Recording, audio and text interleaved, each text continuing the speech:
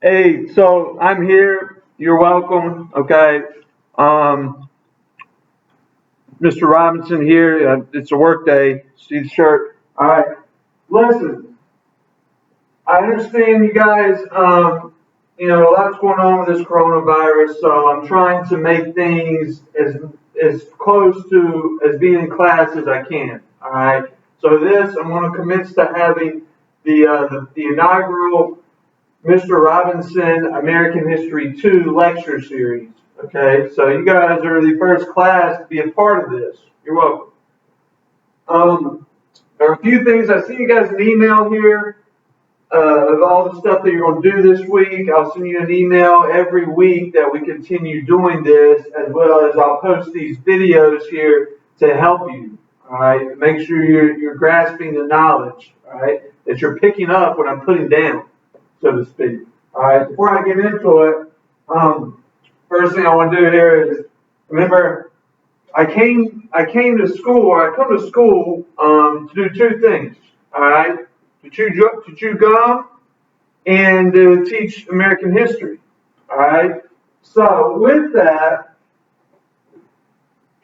what I just do? Well, I just spit my gum out. All right. So that leaves me with one thing. All right, to teach American history. So again, you're welcome. And you're probably wondering, well, there's really not a lot of other teachers doing this. Mr. Robinson's doing it. All right. Why is he doing it? Does he not have a life? Well, maybe I don't have a life, but I'm married to the game. Okay. This is what I do. I'm married to teaching. All right. And as the shirt says, it's a work day. All right. The first thing I want to show you is just go over some of the assignments and stuff I have here. All right. It may be hard to see. It probably is. I don't know if we can get some lighting to work out in here. Well, probably going to be hard to see. Maybe you can see a little better there. Okay. Well, you can't. But anyways, I put it on haiku, all right? The things I want you to do. All right. The first thing, there's an assignment that you need to do tomorrow. Okay. It's called Wilson's 14 Points. All right. Woodrow Wilson, president during the war, the First World War. In case you don't remember, that's the unit we're on here. All right. President during the First World War, he comes up with something. It's a plan of 14 points in it. 14 points plan to ensure world peace. That's what he's aiming to do with this. All right. And so as you look at that plan, and there's a few important things in it that you need to know. Also, you'll learn a lot of this from the lecture that I'm going over here. Okay. Tomorrow is a test. All right, because there was supposed to be a test yesterday. Still says on the board over there, test Tuesday. Well, due to unforeseen circumstances with the coronavirus, we are no longer doing that. There is a test tomorrow. So, yeah, I'm telling you some of the instructions. You can take the test twice. Three times. You can take it, all right, because we're not doing a Kahoot review. You can take it three times. Your highest score the highest score you get will be your grade. All right, you can't say I'm a bad guy because I'm here. I'm trying to help you out. All right, along with blessing you with some knowledge, I'm helping you out with this as well. All right, password for that will be Pinecrest. Okay, sure you all can spell it. All right. So that's that. That's the learning for this week. Now next week there'll be a new unit. I'll get to that later. All right. I may upload another lecture video tomorrow, to kind of prep you for this test. Now the test will be on the First World War, okay, and also there were some questions on imperialism. All right. Some questions about the Roosevelt Corollary, the Spanish-American War. All right. The Panama Canal. Okay, so the open door policy in China, all this, all right, is on there. I also included a link to a John Green video for the First World War and America's involvement in it. Now, again, John Green is not like me, okay, but the video may be helpful, but that's why I'm doing this to try to help you out as well. All right, I don't want to be too long-winded, okay, because I can do this all day. All right, but right now I'm going to go through some slides here to kind of show you exactly what I want you to do with the assignment, but also to finish out this World War I unit. All right, so let me pull that up.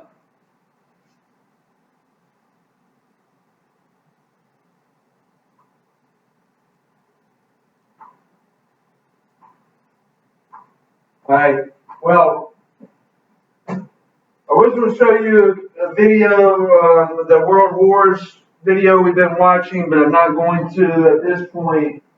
What I am going to do is go over the slides, all right? It's maybe hard to see. I don't know if we can maybe fix the brightness here. No.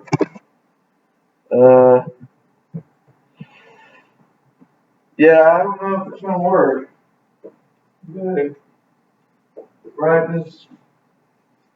Maybe if I stand over there, you can't see me. All right. So anyway, this is what I want to go over. Right. The first slide here, all this PowerPoint is on, it's on haiku. The first slide is about the flu epidemic, which we went over, the Spanish influenza. 500,000 Americans died, possibly as high as 700,000.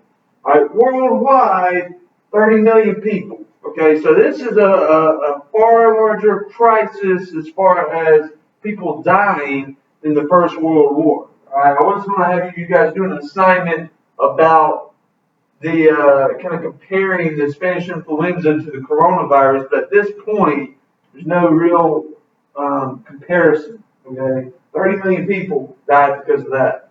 All right. Now, people have been dying from the coronavirus when we've yet to have seen the full extent of it. All right. That's the flu epidemic. Now, this is the peace part. All right.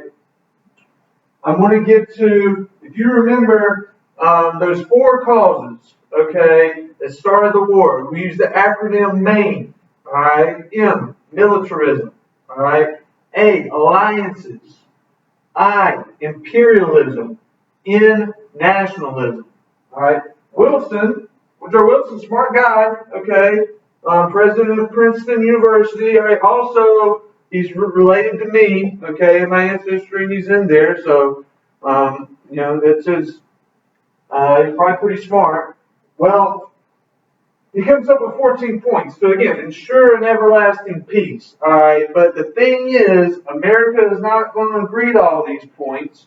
Neither are the countries in Europe, all right? And then you're going to see an outbreak of another world war some 20, 25 years, not even 25 years later. So between, let's see, this is 1918, about 22 years later, there's another world war. Okay, so they do it again. All right. Now, I'm going through the points here. Okay, now I'm going to go through and explain what each of them mean. All right, the first one. Now, we're going to look at how these points are trying to deal with the causes. All right, the first point. No secret alliances. Because if you remember, when the cause when that Archduke was shot and killed, his wife was killed too, but when he was shot and killed in Sarajevo, okay, the Archduke Franz Ferdinand, heir to the Austrian-Hungarian Empire, he was shot and killed. Well, now all of a sudden Russia's jumping in. Well, now Austria-Hungary, okay, now Germany. Now, so you have all these alliances, all these countries jumping in, and boom, it's a world war. So there's a question on the test now. That assassination set it off. All right, remember that. It set it off. The spark that started the war. Okay, so and that, but the alliances was the underlying cause. All right, and so his first point is he's trying to say no secret alliances. All right, it's all out in the open. All right, so that's the first point. The second point, freedom of the seas. All right, if you remember, the principal reason America got into the war was those German U-boat attacks, unrestricted submarine warfare. All right, so he's saying, all right, we need to have freedom of the seas. Now, this kind of deals with a couple of different reasons. one, militarism in a sense, okay, and two, a little bit of imperialism, all right. But ships should be able to travel freely in times of war, all right, because that's what drew America into the war, all right. Remember, America at the start of the war was neutral; it wasn't involved in an alliance like all these European countries were. So that's the second point, all right. All this is on haiku. The third is free trade, all right. That the countries would have free trade to promote economic growth and reduce trade conflicts. This is mostly going to do or deal with imperialism. Okay, he's trying to combat that. All right, we need to trade with each other and not have trade conflicts. Because remember, trading is about money. All right, and if you remember what I tell you every day, playing with my money is like what? What is it? It's like playing with my emotions. That's what it's like. All right. The fourth point.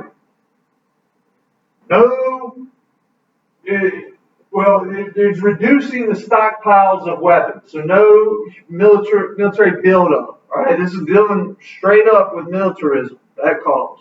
All right. So reduce the stockpiles of weapons. All right. The fifth point. Okay. That the colonial peoples and their desires will be taken into account, trying to create more world peace. Because remember, in Sarajevo, in Serbia, Austria-Hungary ruled over it. All right. Well, you have a Serbian nationalist, is the guy who shot the Archduke Franz Ferdinand. All right. So he shot it, and then you have this rise of Serbian nationalism. All right, because these other countries are rolling over them. So this is trying to deal with imperialism, giving people more autonomy, all right, more leverage to make their own decisions, all right, rather than being ruled over by some other country. The 6th through the 13th point, in a similar way as point 5, redrawing borders for ethnic peoples. Okay, so they're not being ruled over by someone they don't like, all right. Because that's always going to cause a conflict. Trust me. I think I told y'all when I was in the Middle East. I asked one of the people over there. I said, "Why do you dislike us so much?" They said, "Well, we don't necessarily dislike you or dislike Americans. We just dislike you because you're here." All right, that's what he told me. Point 14, and this is the big one that he's known for, is the creation of something called the League of Nations. Right? That all the countries are going to work together now to avoid a global conflict from happening again. So League of Nations, maybe something similar to like, say there's something called the United Nations, that we're all going to work together and talk this out to avoid another conflict. Now, with this League of Nations, okay, the United States did not join it. The United States did not want to become part of an alliance. Right? It feared that getting in the League of Nations would draw them into more conflicts. All right. So remember, the United States was neutral before the war. Well, after the war, all right, it's going to do something called the return to normalcy. Go back to neutrality. Go back to being neutral. All right. And so ultimately, a second world war breaks out, but it's going to take an attack on the United States to bring them into that war. All right. So now Wilson, he offers his plan up. Remember, the United States didn't even join the 14th point, the League of Nations. All right. The Allies, okay, and keep this in mind, the Allies, the side the United States was on, Great Britain and France mainly, rejected his plan because it did not punish Germany. All right, you get in a car wreck with someone, and they're the ones at fault, or you feel like they're at fault. Okay, you want them to pay for it, right? Well, that's similar to how France and Britain are feeling. They lost a whole lot more men and women in the war than the United States did. They were involved in the war longer than the United States was. All right, so they want money from Germany, right? They want to punish Germany, right? They actually come up with their own treaty called the Treaty of Versailles. All right, the Treaty of Versailles is meant to damage or basically humiliate Germany. It's meant to damage them financially, damaged their pride, damaged their boundaries, their land. Okay, it's meant to do all that. So Germany essentially has to pay $33 billion to the Allies because of this Treaty of Versailles. All right, and so what it's going to do is it's basically going to upset a lot of Germans. All right, they're thinking, one, the war didn't end in a not mass, but it didn't end in an unconditional surrender. Essentially, basically, Germany got tired of fighting the war.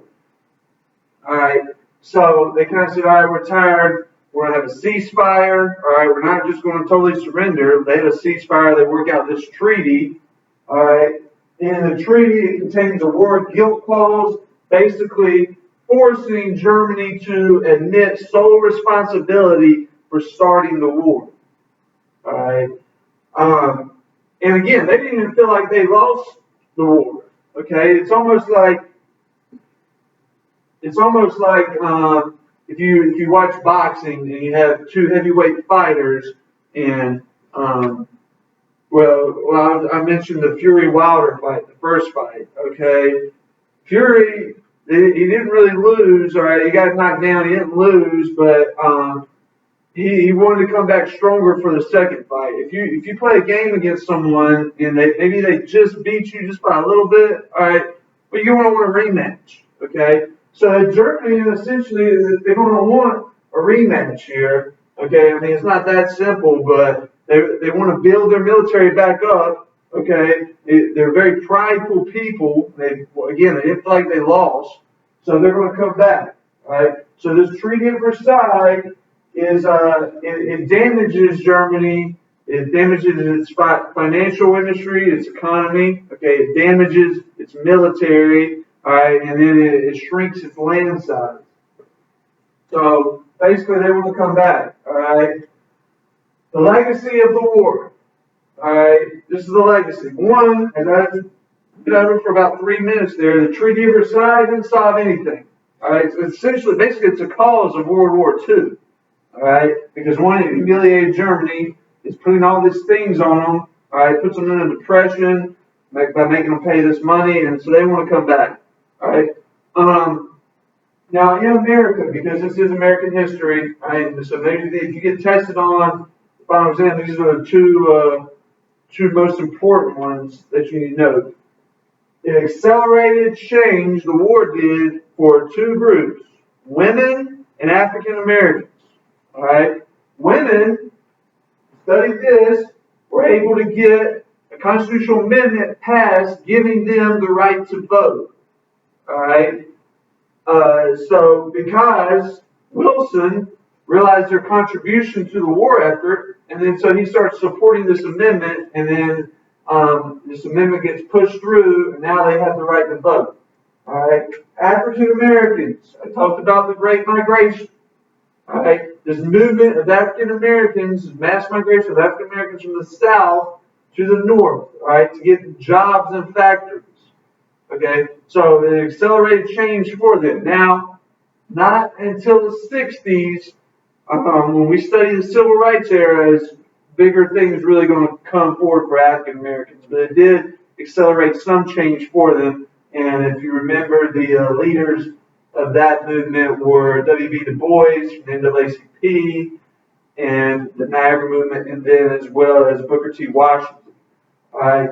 Now, another thing, okay, which we're going to look at in the next unit is this first Red Scare. All right. Opposition to communism. Remember, Russia had their own revolution. The communist or Bolshevik revolution in Russia. All right, where their monarchy, Tsar Nicholas, was overthrown, and they established a communist regime in Russia. Russia pulls out of the war. Well, now the United States, as well as these Western allies, France, Britain, okay, and even Germany to some extent, were scared of communism spreading. So the United States is going to have a Red Scare, means communist scare, during the 1920s because of the Russian Revolution during World War I.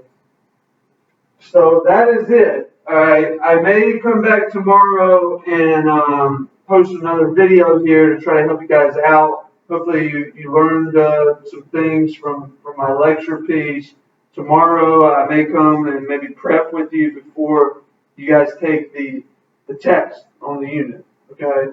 But remember, if you have any questions, okay, about anything we're covering, anything that may be on the test, about life in general, okay, I'm here. Alright, so I'm here to work with you guys. I'm here to help you guys out. Alright, so this concludes day one of Mr. Robinson's lecture series.